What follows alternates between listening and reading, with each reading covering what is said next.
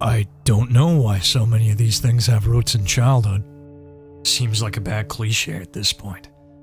When I was a kid, there was this strange event. That odd creature. Or the other thing that made me do something or other. Yeah, I don't know why so many of them start like that. For me, I can't explain this any other way than starting when I was little. It's the crux of the entire thing, and I apologize in advance if it seems like I'm just following in the footsteps of others. This is real. This is awful. I feel like no one's going to listen because of where the story begins. When I was growing up, my parents would often take me out for pizza. It didn't have to be a special occasion, I didn't even have to be a good kid, it's more that they wanted a night out, and I came along for the ride. Julie's Pizza. Julie was awesome. She put on cartoons for me whenever I showed up, or sometimes the old 60s Batman show in repeats. This was where I was first exposed to video games, as there was always a cabinet or a pinball machine waiting by the entrance. If you jostle them just right, like Julie would show me, you could even get free games. I spent a lot of time at the machines. Sometimes my folks would even bring me there for lunch and let me play through while they go shopping or would undertake other boring parent tasks. I got good. Real good. My favorite game was Spy Hunter, and after that was Rampage. The games would change just as suddenly and mysteriously as they'd arrive, just due to rotation, and whatever came in next was my new victim. I wouldn't stop until I beat them all, or at least came relatively close. I knew the theme music by heart, and I could see the screens in my sleep. Sometimes I'd be somewhere else entirely when a flash of genius would pop into my head. Oh, that's how you defeat the third boss. Of course! As the years passed and I grew into my teens, I even started beating other kids in local gaming competitions. By this time, I'd moved away from Julie's and into arcades, and I really feel terrible that I didn't go back at least once before the place closed, and I could never see her again. She always seemed like she was crazy about me. At one of these competitions, I hit my highest score on any game. Sure, scoring was different from game to game, and having 1,000,000 points on one might not be as important as having the same total on another, but this was different. I actually made the numbers roll back to 0, which was something nobody there had witnessed before. I played a few different games and different challenges that day. Funny thing is, I don't even remember which one it was. I racked up prizes left and right, and though I felt bad when the other kids and teens would get dejected, I actually felt it was only fair that the best man win. There was even a few adults participating, and most of them didn't get as far as the rest of us. One guy, though, he didn't take it well. He was standing at a cabinet next to me, competing on a different game. I guess he didn't appreciate the little pew and boom noises I was making under my breath. He asked me to knock it off twice. Knock it off. The third time, when I started doing it again without even realizing it, he actually shoved me. There I was, this lanky kid of about 13, getting pushed around by a fat, hairy dude with a cheese-smeared Night of the Living Dead t-shirt. A couple men in dark t-shirts and pants quickly came up on either side of the bully, and quickly escorted him out of the building through the back. I never noticed these guys hanging around, but was thankful. I was then approached by a third man dressed in a black suit, striped tie, and an ID badge that said, "Official. You alright, son?" He adjusted my shirt roughly, pulled it back into place, and spun me around at the shoulders like he was inspecting me for contraband. Yeah, I think so. I stammered, actually trying not to cry. What a lameoid. The man chuckled and patted me on the shoulder. Then he gently turned me back to the game I had been toiling away on. Here, you're going to lose a life if you don't pay attention. I put the incident behind me and continued through the game. All told, by the time they announced all the winners, I had nearly swept all the prizes. Pretty much everyone there hated my guts, and the kids who didn't were kissing my ass for tips and tricks. Some were convinced I had figured out cheat codes that couldn't be spotted. I didn't really want either group tagging me after that point. I was tired, frazzled, and I could still see the faded ghost imprints of 100 different enemies, especially when I blinked. Hey, son. The official waved me down and approached from across the arcade. Behind him were two bruisers who took that man out back. I struggled to hold my awards, mostly stuffed animals, unopened toy boxes. It was like carrying groceries home without the bag. There's a tournament next week. You're invited to compete. Huh? I don't know, I'm kinda tired. It's a whole week from now. Don't be silly. The top prize is $500. And everyone who takes part is going to have their picture in Electronic Gaming Monthly. Really? Yep. You get a bio and everything. They're thinking of coming up with special names for everyone too. Like the Destroyer. He gestured for the two other men to help me with my load. They each took handfuls of toys and tried to look as manly as possible while doing so. What's your name, kid? Kyle. Kyle the Destroyer. Wouldn't that be cool? I guess. The official handed me a page that had been folded over twice. As I held onto it, the thing felt warm. Like he had kept it in his chest pocket the entire night. Here's the information. Think about it. As I walked out of the arcade and found my mom in the parking lot, I unfolded the page. It was a flyer of sorts, touting the tournament. The printing seemed professional and kind of bland, but it was still kind of exciting. Be the first to play iBoy Plus. iBoy is the rudest, crudest robo-kid on the block. Now he has to save his city from the invading forces of Duo Skull, the meanest, greenest monster from planet Bogus. Be among the first to play iBoy Plus, and whoever gets top score walks away with the top prize. Details on the date, time, and location followed, but that might as well have been Greek, since I was entirely focused on the previous text. A new game. I'd be the first. I would have paid them for that experience. By the way, Mom was a bit surprised when my two new manservants arrived with me. I told her what had happened, and she thanked each of them for watching out for me. They grunted out formalities and acted a bit shy about being thanked. I begged my parents to let me go, right up to the very night before the event. Their point of view was that I had just been in a competition, and it wasn't good for me to spend so much time obsessing about games. They were right, of course, and even though I knew it at the time, I still insisted they were being cruel and unfair. What finally turned everything my way was the absolute promise I would save the top prize, the $500, and put it into the bank. My Hail Mary play worked, and the appearance of caring one lick about my future was enough to get what I wanted.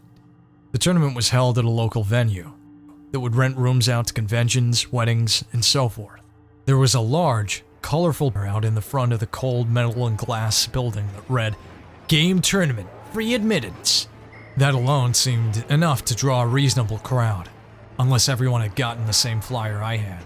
The man I had already met, the official, met my family at the door with a smile. I knew I'd see you here, Kyle. He patted me on the head.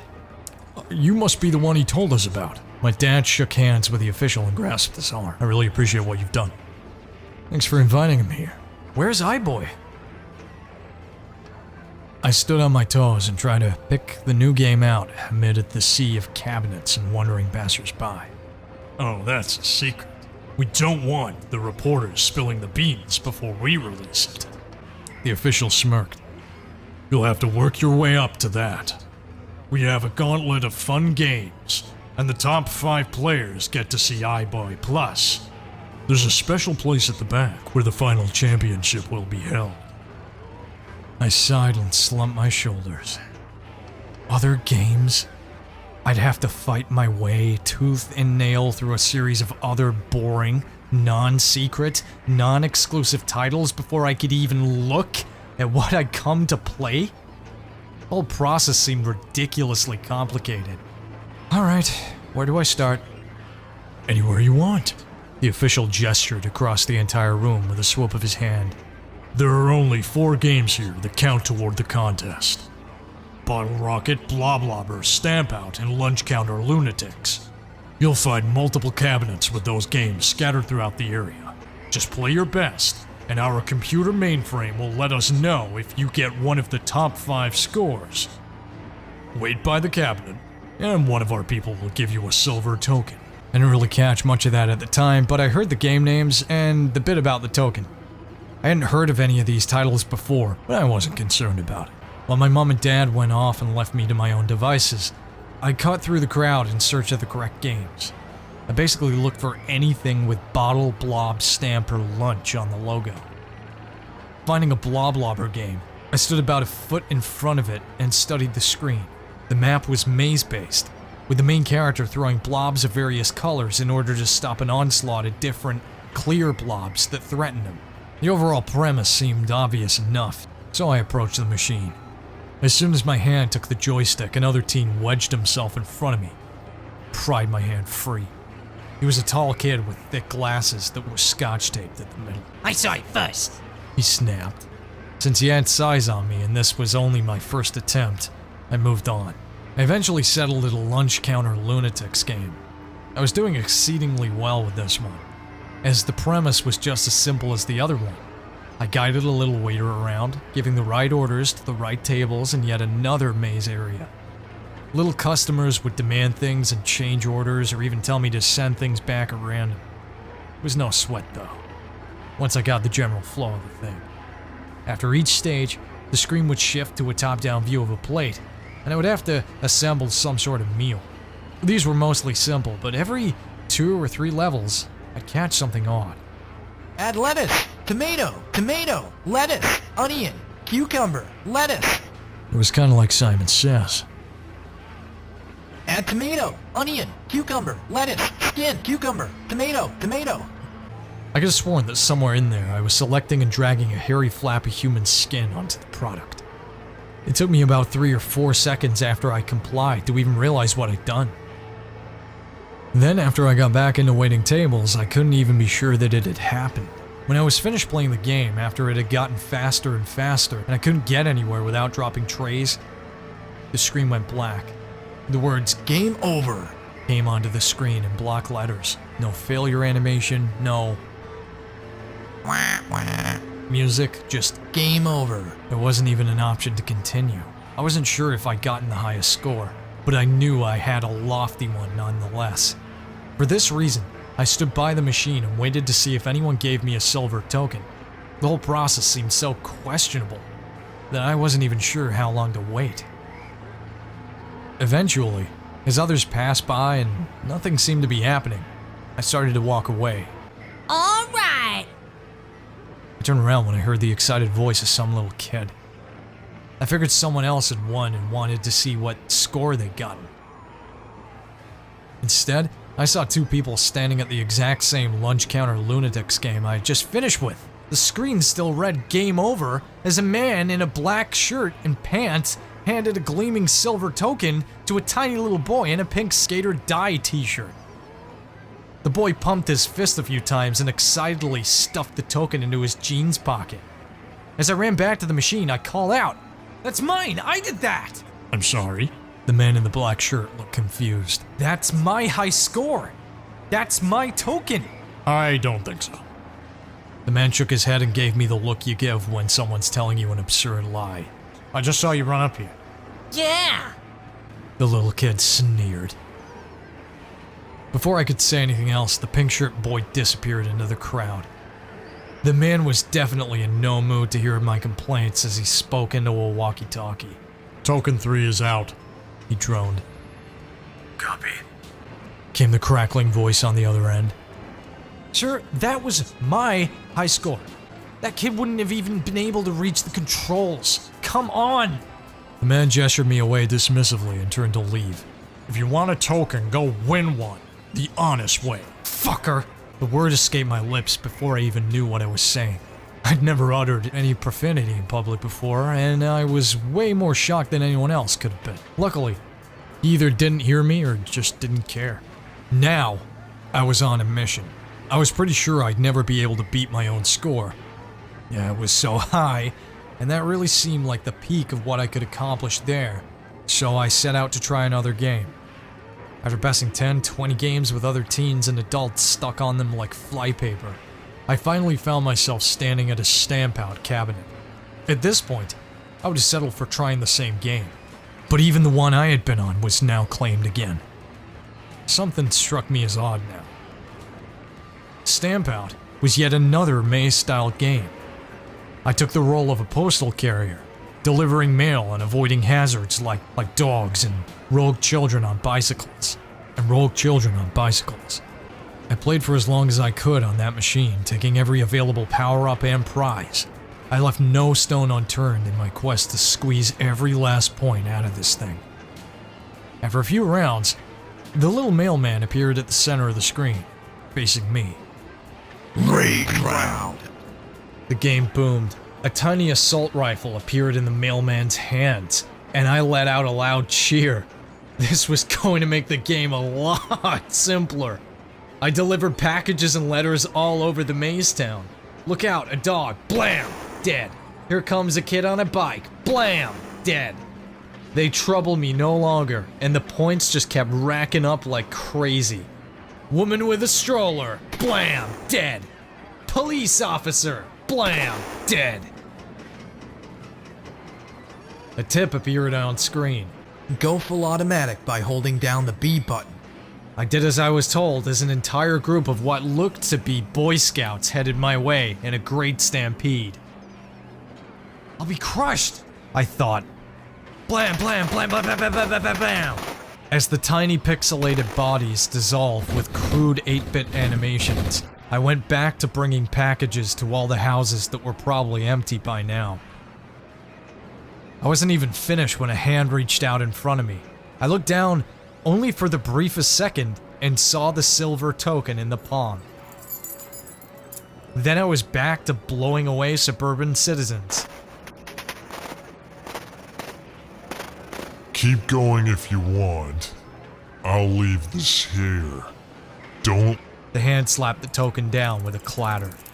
When I completed the tasks set out by the game, when everyone was dead and I had no more letters to give, the little mailman just stood on the sidewalk, looking out of the screen at me.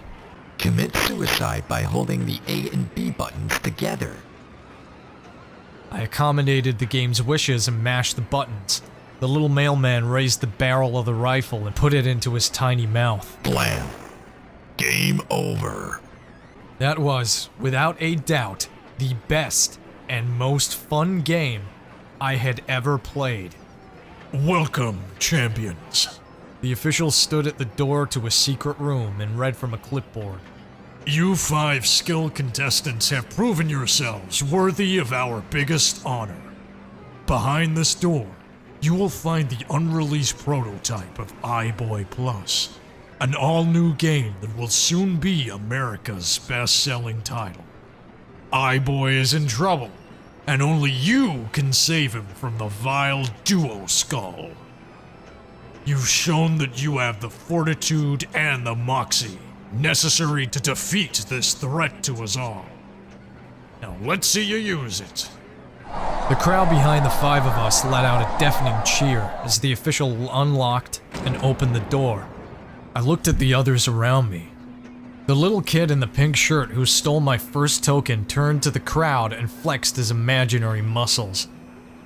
People awed at the antics of this little blonde bastard, his buck teeth only adding to his deceptively adorable exterior. The guy with the taped glasses, the one who edged me away from Bloblobber, was there too. He looked really disaffected and casual, as if all of this was owed to him. Next to that guy was this teenager with incredible, crippling acne. This guy looked like just being alive at all was painful. As he sweated under the pressure, he dabbed his forehead and cheeks with some sort of medical-grade tissue. Lastly, standing a bit forward from everyone else was a plain-looking young girl in a full orange and brown plaid dress that was outdated and weird even then. Her thick, dry brown hair traveled all the way down her back, and the hem of her dress nearly touched the floor. I couldn't for the life of me figure out how a girl had accidentally started playing an arcade game, but I was sure there must have been a mistake.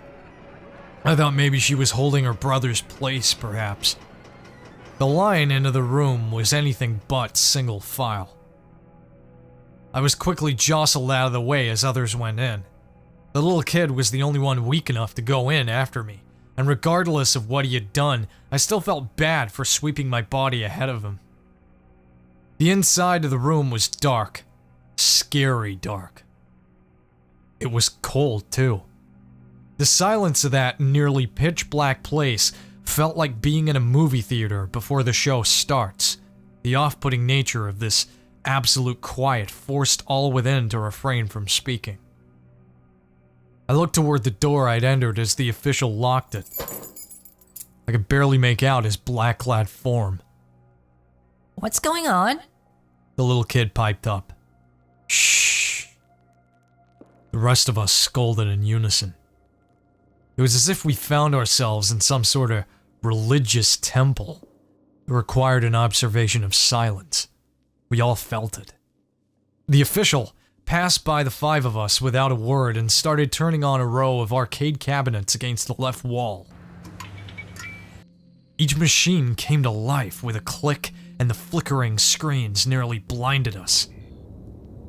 The room filled with a dim, pale blue light of the screens. I turned to the opposite wall, the right wall of the room, just to let my eyes adjust. There, I saw a long mirror the entire length of that surface. It seemed like there was nowhere to look without seeing the light. This is a prototype version. The official finally spoke, his voice booming like that of God within this confined, soundproof space. There are no sound effects yet. No music. So we'll be piping something in just to fill the void. He gestured to the row of black cabinets, one for each winner. Pick a cabinet and get to work. We'll monitor your scores to see who gets the ultimate prize. Good luck. With that, the official disappeared through a second door at the back of the room. Agni was the first to walk up to the machine. It was the one on the far left. As soon as he made that move for it, glasses wedged him out of the way in a manner I'd already experienced. I get machine number 1. He snapped. Agni silently settled on the second machine, and was followed by the kid on the third. Lucky me. I was on the fifth, and had to stand next to the girl on number 4. I didn't like the fact that she smelled like fruit, and kept letting out those little angsty, high-pitched sighs. Classical music began playing from an unseen source above. The entire room suddenly felt like an elevator. Within seconds, we were all playing iBoy Plus. The screen flashed a single phrase at me. Can you make it to the bonus room? Not surprisingly, the map was maze-based, but on a much larger scale. I could barely see the dot at the center of the screen that represented me. Was that iBoy? Who was to know? I shook my head with a snort. This was the first disappointment in what was sure to be a lame game I'd wasted my time fighting for. Suddenly, the maze began to expand. The screen zoomed in at incredible speed, with the vector walls whizzing past in a dizzying volley of light and darkness. My head felt like it was spinning. I actually felt as if my feet might float off of the floor. When the image stopped zooming, there was iBoy. The best way I can think of to describe him is a cross between Bart Simpson and Tron. He was a slick-looking little robot guy with illuminated grooves along his body and a pair of brightly glowing eyes. His demeanor, his stance, it was the epitome of radical, which so permeated the era. He stood there, as if waiting for me to move him, silently defying me to prove I was a bad dude. I can't tell you much more about the game from that point forward. It's not a matter of keeping secret the details of an unreleased product, and I'm not trying to give everybody blue balls. I just don't remember much of what happened from there forward. It's not a cop-out. It's a blank, blurry smear on my brain. What I can say is that there was danger everywhere. I distinctly recall feeling scared out of my mind. A feeling fed by repeated shock moments where something would pop out from around a corner. I know that at one point the game switched to first person. The only reason I remember this is... I don't even want to say it. I-boy, was walking down a corridor, and this tall, slow-moving shadow with long limbs and no visible head just kind of passed by in the distance.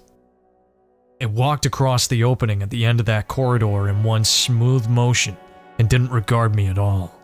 When I got up the courage to proceed, there was nothing there.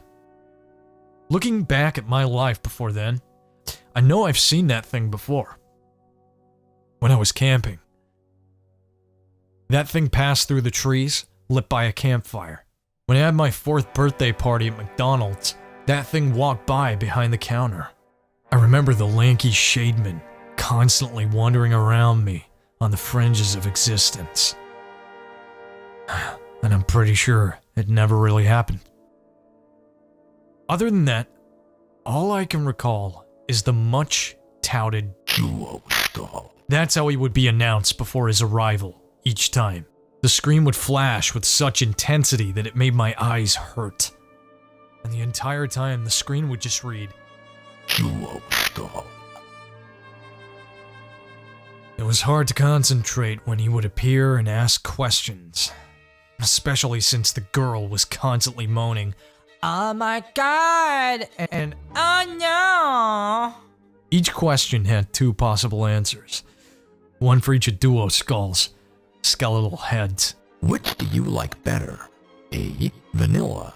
B. Chocolate. Hitting the corresponding button would give your answer, at which point the head that belonged to that selection would suddenly turn and grin at me. Which is better? A. Winning. B. Friendship. Which is more valuable? Which is more valuable? A. Life. B. Peace.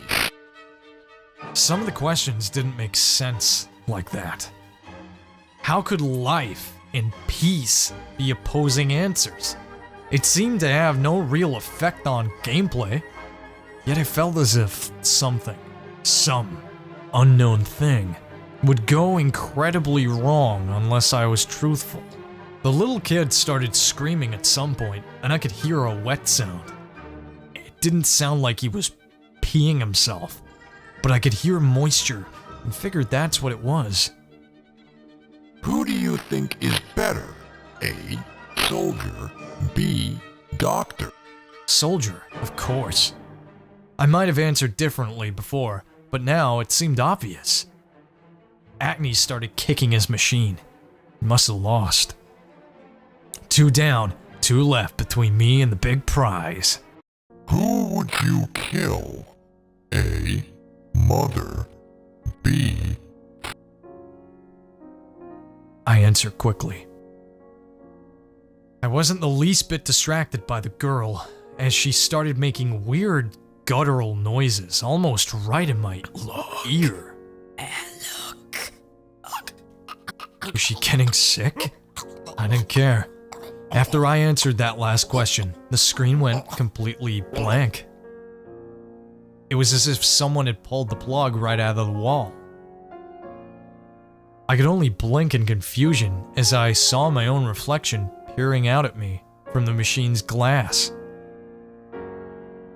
I turned my head to the second door as the official entered once more. "Come with me," he pointed at me. "You, Kyle, follow me." Regretting that I wouldn't be able to finish the game and see Duo Skull get what he deserved, I begrudgingly followed the official through the door.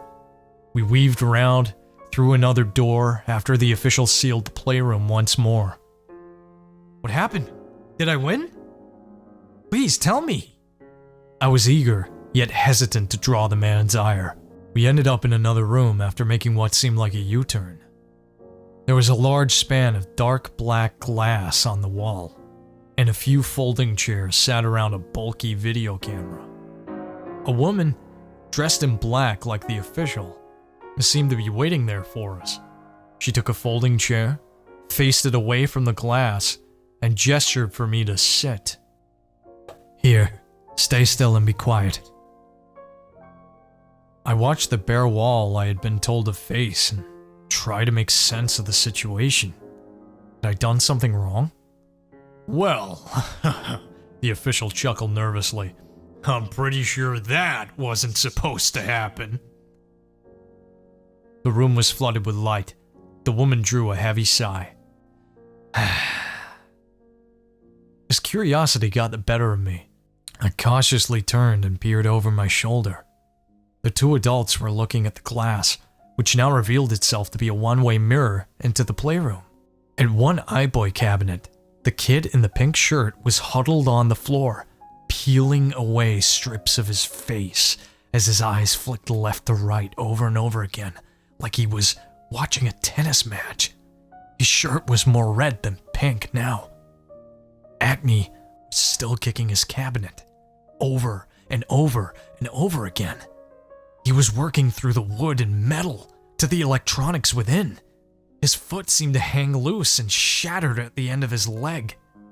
Worst of all, though, the girl was desperately reaching for the controls of her cabinet, trying to continue playing as the guy in the glasses stood behind her. He had one hand on her throat, and the other was repeatedly moving back and forth from her mouth, drawing out blood-soaked teeth. I really don't understand it. The woman clucked her tongue.